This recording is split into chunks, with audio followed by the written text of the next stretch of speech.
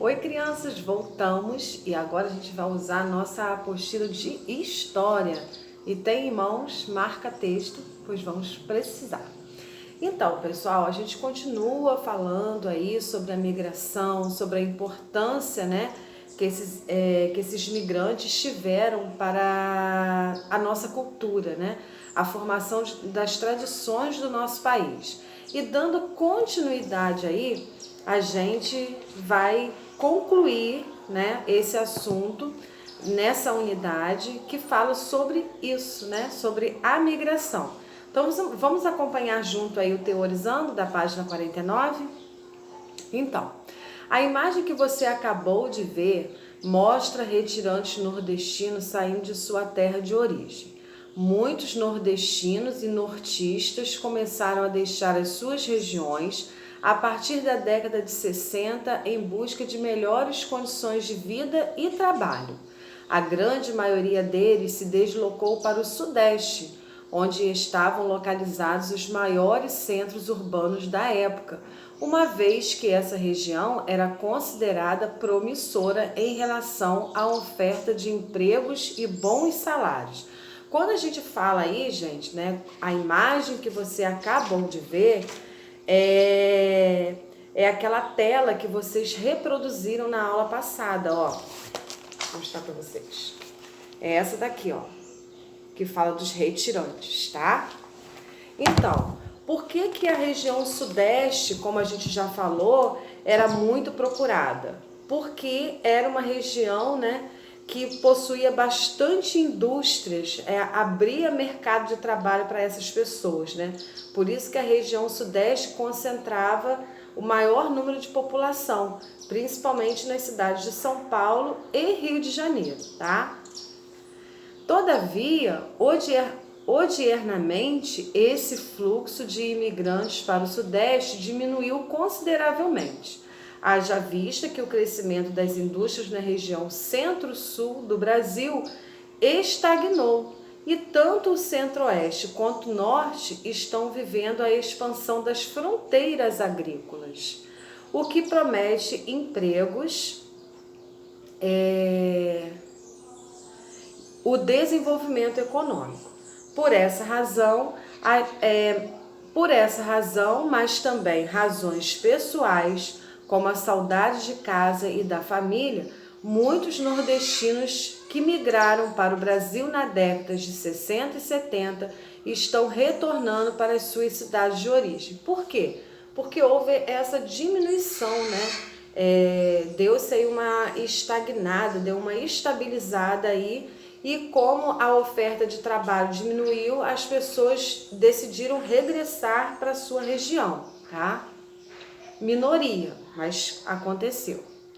Contudo, esse retorno dos nordestinos e nortistas para as suas regiões originais não mostra que a migração para as outras regiões cessou.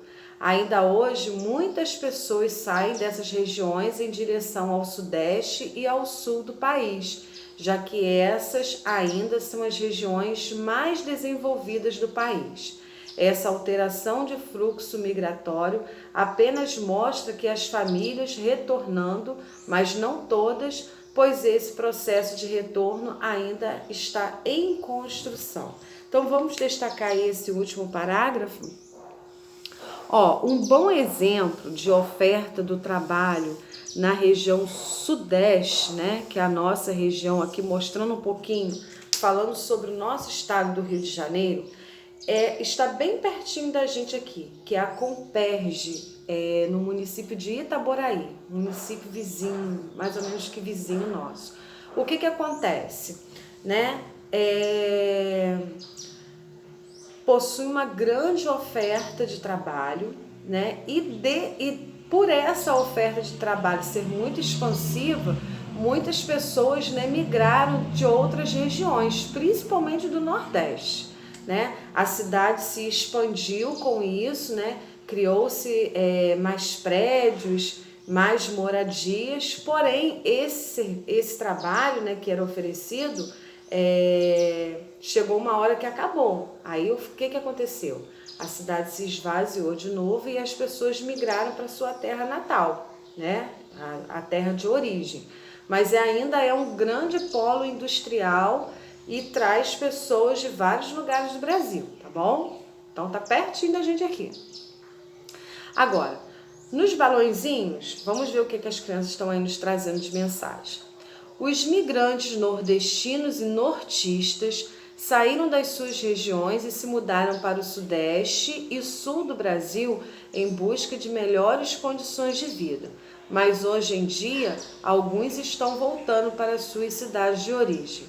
Verdade, os fluxos migratórios estão em constantes mudanças. Então, é isso que a Tia Jerusa acabou de falar e a gente vai destacar aí também os balõezinhos, né? Esses fluxos migratórios, eles estão em constantes mudanças. Porque como a gente sempre ouviu falar, né? Desde o início, quando a gente começou a falar sobre migração, que as pessoas migram para quê? A procura de trabalho, melhores condições de vida. Então, quando esses trabalhos, né, diminuem ou até mesmo acabam, né, a pessoa acaba voltando para a sua cidade de origem. Por isso que fala aqui que está em constante mudança. E, continuando aí, na página 50, nós temos um mapa. Então, vamos observar e a gente vai perceber que ele mostra esses fluxos migratórios internos. Internos é que é dentro do nosso próprio país.